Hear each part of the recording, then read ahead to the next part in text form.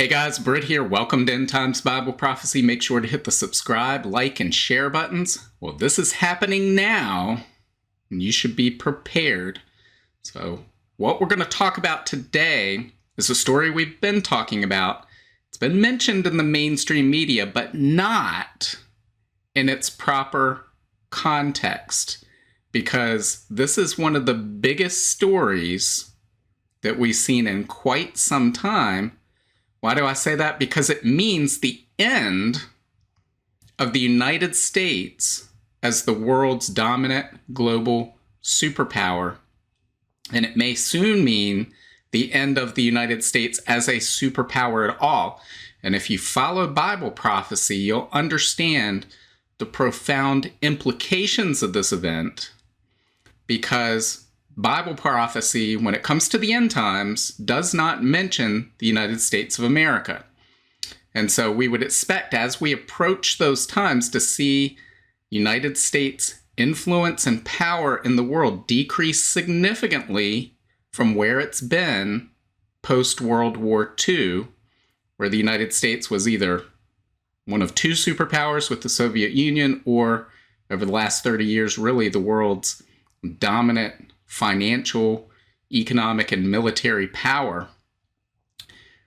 We have seen that disappear, guys. The world doesn't notice it yet.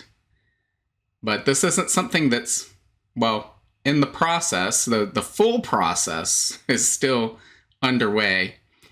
But this has already happened, guys, because most people have just haven't really noticed what the story is. So what am I talking about? Let's start with this article right here. This is from CNN. It says a Houthi missile was just seconds from hitting a U.S. warship. The U.S. Navy used its last line of defense. So this happened a couple of weeks ago. I'm sure some of you saw this in the news. Maybe some of you didn't. But there was a cruise missile fired at a U.S. naval vessel, the USS Gravely, and it came within 4 seconds of striking the vessel. We don't know what sort of damage would have been done when that happened, but it would have been a big event. So let's read down a little bit further, because further in here they have some more interesting news that we can read, where it says, a day after the attack on the Gravely, U.S. Central Command reported another U.S. destroyer, the USS Carney, had shot down incoming anti-ship missiles and drones. And on Thursday, U.S. forces shot down a Houthi drone over the Gulf of Aden and destroyed a surface drone in the Red Sea. Guys, again, this was a couple of weeks ago, but these attacks continue to this day. There was a ship hit just yesterday. I believe it was a Greek vessel bound for Iran. And of course, that you have to wonder, is that so that they can take some heat off of Iran? Because Iran, yes, is behind these Houthi attacks. They're funding the Houthis. They're supplying the Houthis with munitions and weapons. But there's other powers behind this as well. We've talked about this in some of the videos in the past, and today we're going to show the evidence of all of this and what's happening. Because, guys, this story is a big deal. Back in December 18th, the U.S. and its coalition forces announced Operation Prosperity Guardian. And the purpose of the mission of Operation Prosperity Guardian is to open up the shipping lanes of the Red Sea so that they're freely navigable for world trade. Here we are, almost 2 months since that operation was launched. Dozens and dozens of attacks on Houthi positions within Yemen have taken place, and yet these attacks continue unabated. They may say, well, they've been slowed down, but guys, the implications of it, they haven't slowed them down. They maybe there's more days between some of the attacks, but that happened before and then it heated up. It doesn't necessarily mean that the capabilities of the Houthis to strike have been dissipated. They've disappeared. We're still continuing to see this, and the impact on shipping traffic through the Red Sea is extremely significant. We're going to look at that in just a moment. But let's talk about why this is a big deal. What is the purpose of the U.S. Navy? Well, first and foremost, it's to protect the United States. But if that's the only purpose of the U.S. Navy, then the U.S. Navy wouldn't be in the Red Sea at all, because the United States is on the other side of the world. So why is the United States Navy there? Well, the primary purpose following defense of the United States of the U.S. Navy is to ensure that international waters, that shipping lanes are freely navigable for international trade. The United States does that, and in response, the world gives support to the United States. The US dollar becomes the dominant instrument for international trade, for free trade among nations.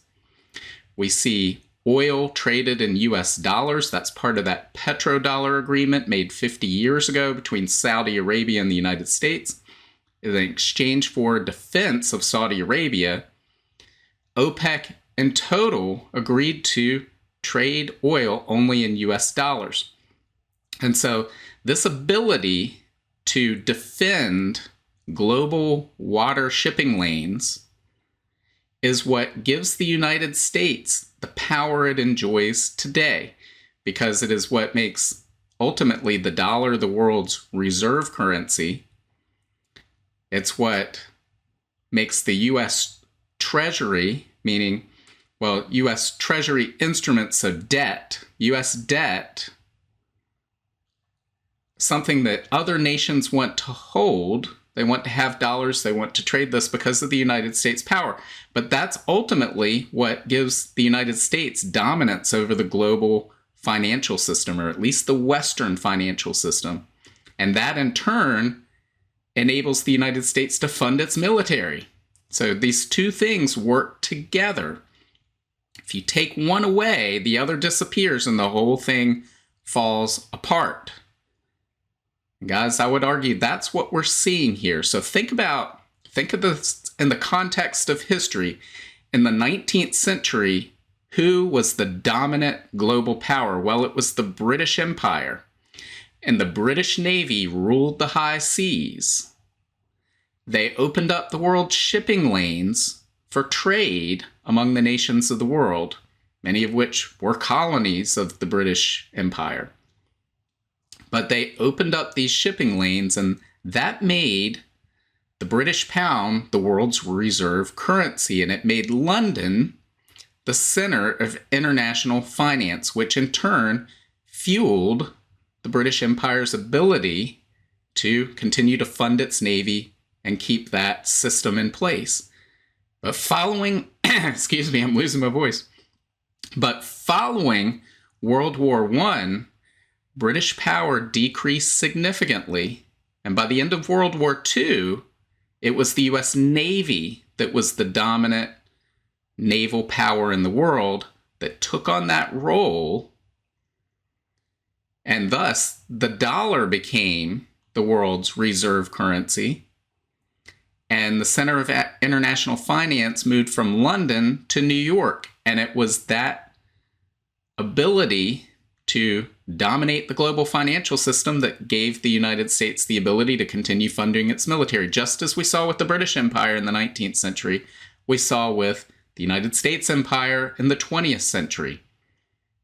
Well, guys, that has now come to an end because we're 2 months into this Operation Prosperity Guardian, and the United States has shown its inability to secure those shipping lanes for safe passage.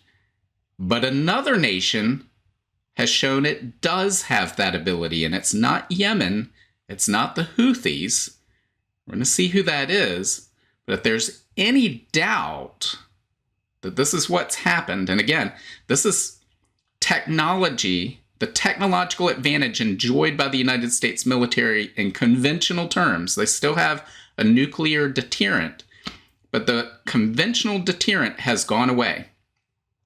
The technological advantage enjoyed by the United States over the past several decades is gone when $20,000 drones, $2,000 drones can be launched at ships and they're shot down with $1 million missiles and the attacks still don't stop. It's not the unwillingness of the United States to stop these attacks. It's not weak leadership, although we see that.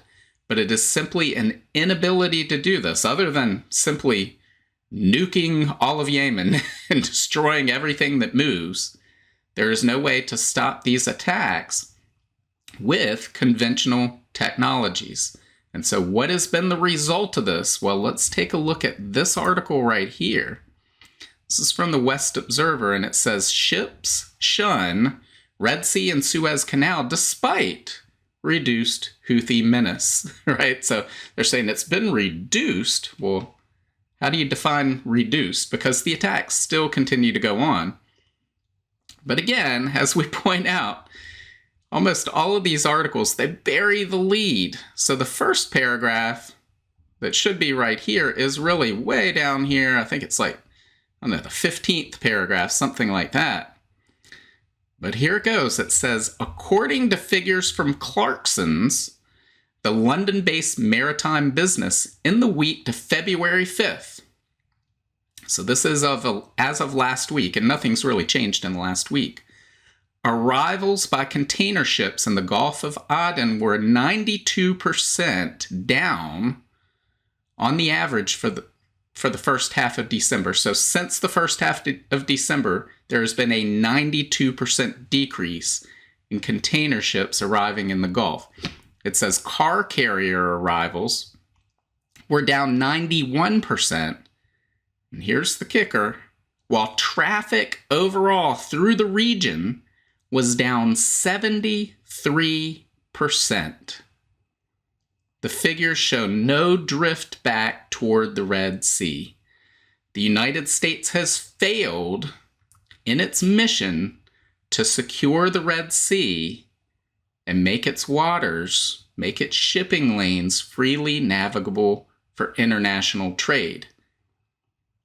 Let that sink in there for a moment. That means unless something rapidly changes overnight, the United States is just a shell of its former self when it comes to projecting global power, both militarily and economically. And we're going to see this decrease significantly as the Western financial system implodes on itself.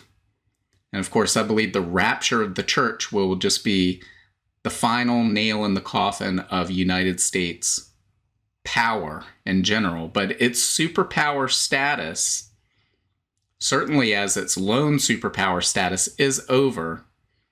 If it wasn't before this, this did it. But let's look at what else is going on, because as I said before, somebody else, well, they have no problem going through the Red Sea. Let's take a look at this article right here from the Telegraph. It says Chinese shipping companies cash in on the Red Sea crisis.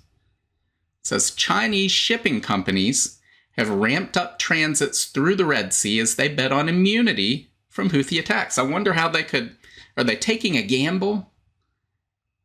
Or were they behind this from the beginning? As I pointed out, most of these countries involved are BRICS alliance nations, BRICS being Brazil, Russia, India, China, South Africa.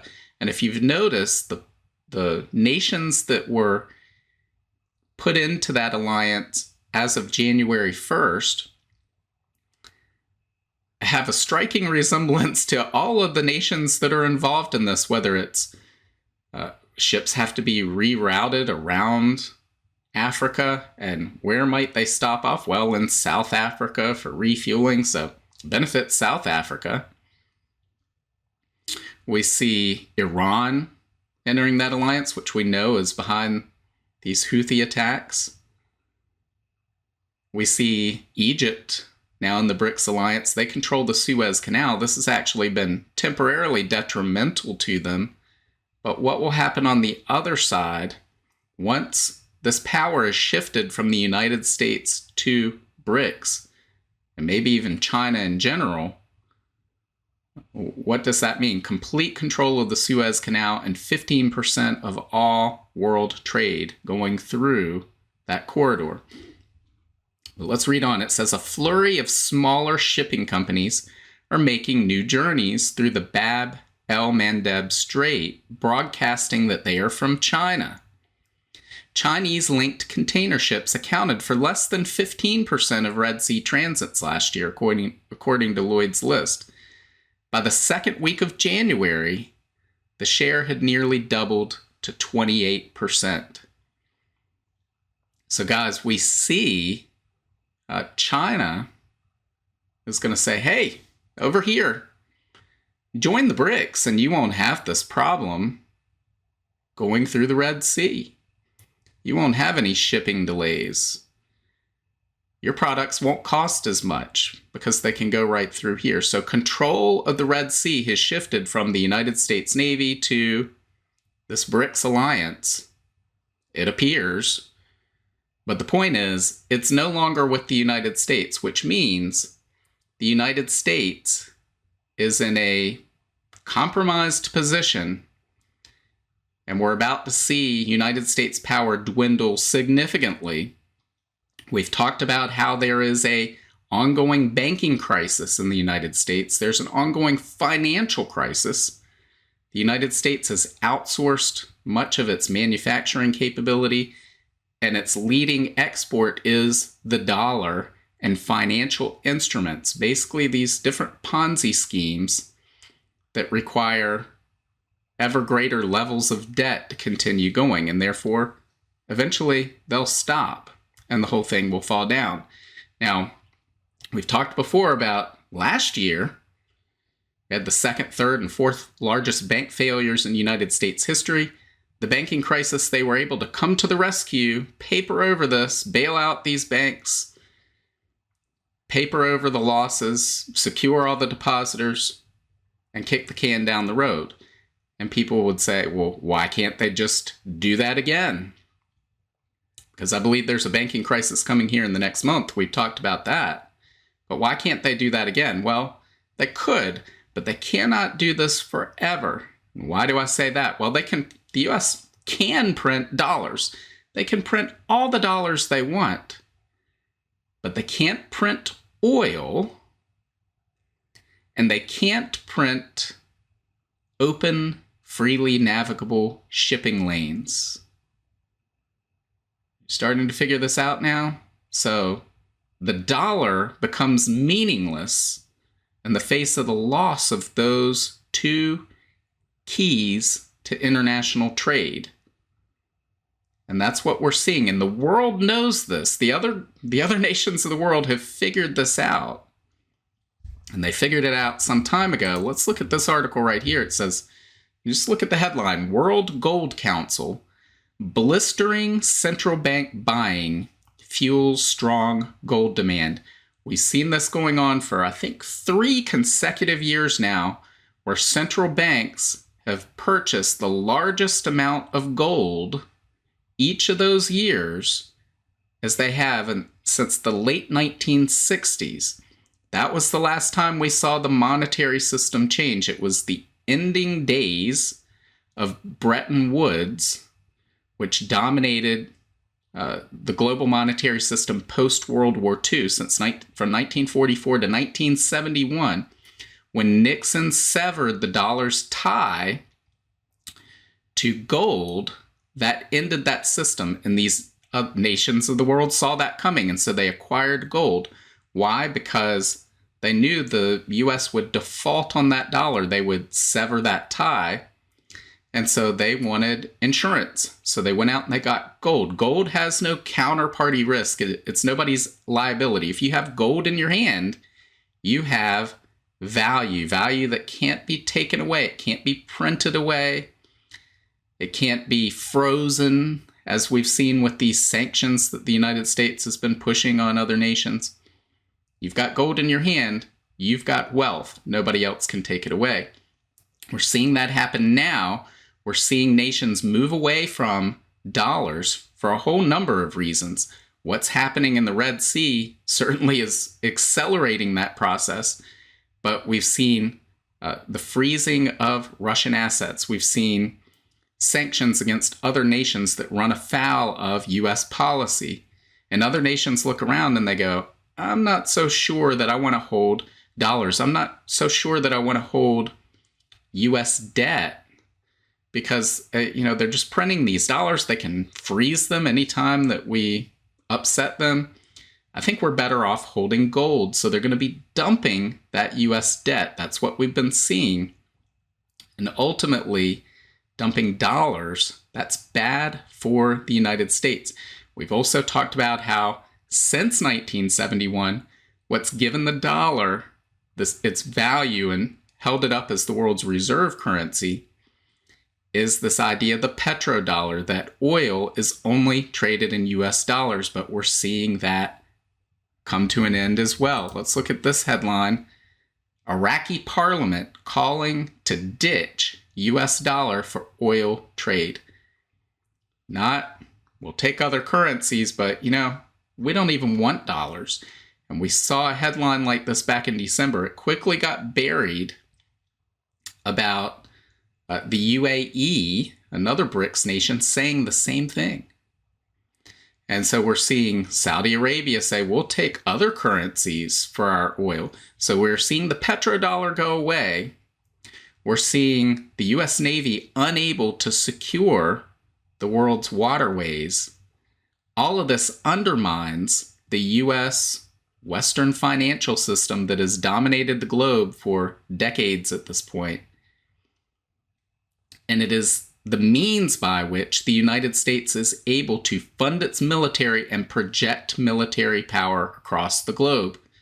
So once this is undermined, once it goes away, that ability to project military power goes away. Again, we talked about 19th century British Empire.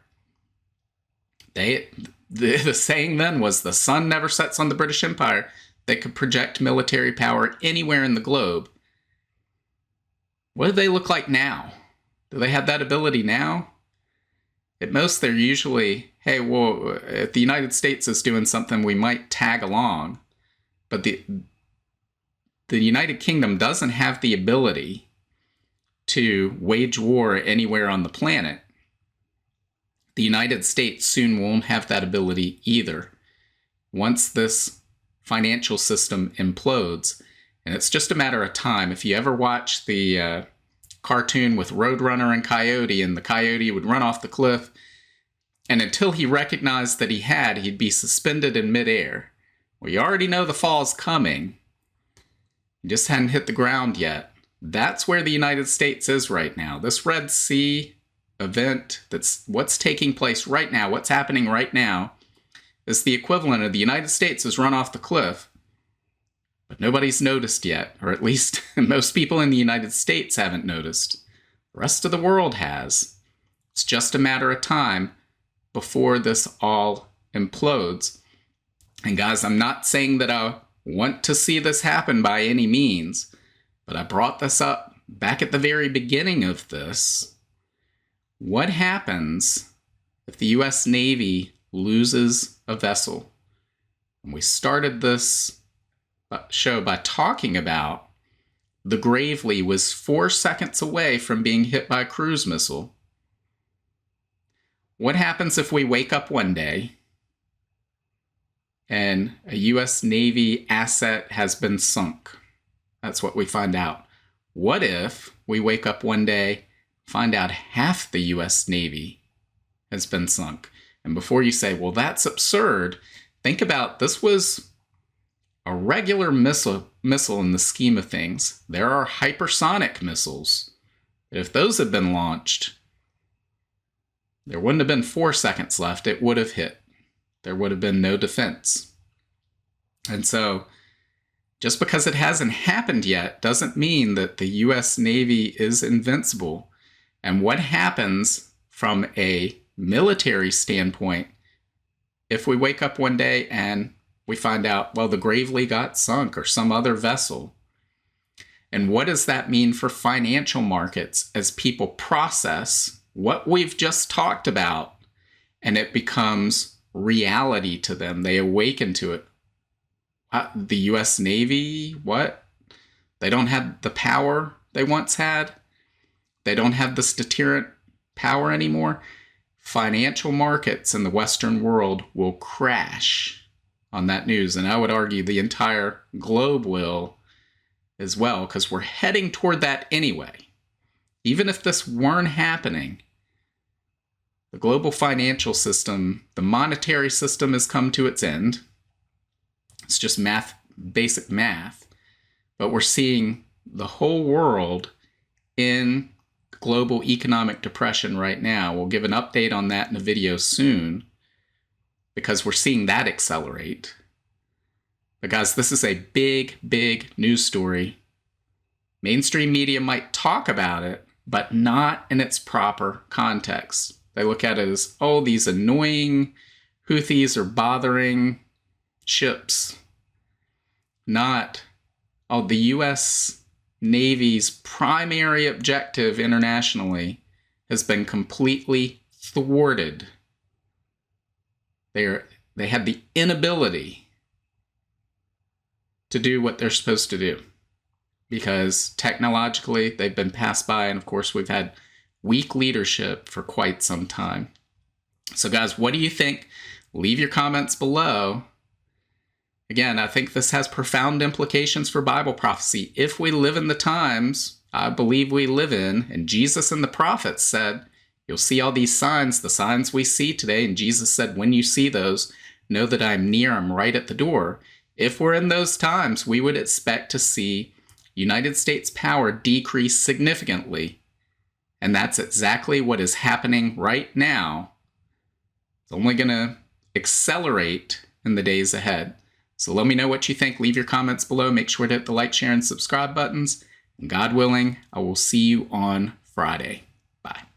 If you want to learn more about the end times and Bible prophecy, make sure to sign up for my free monthly newsletter and get your copy of my free ebook, 7 Signs of the End Times. Just follow the link in the description to get your free book.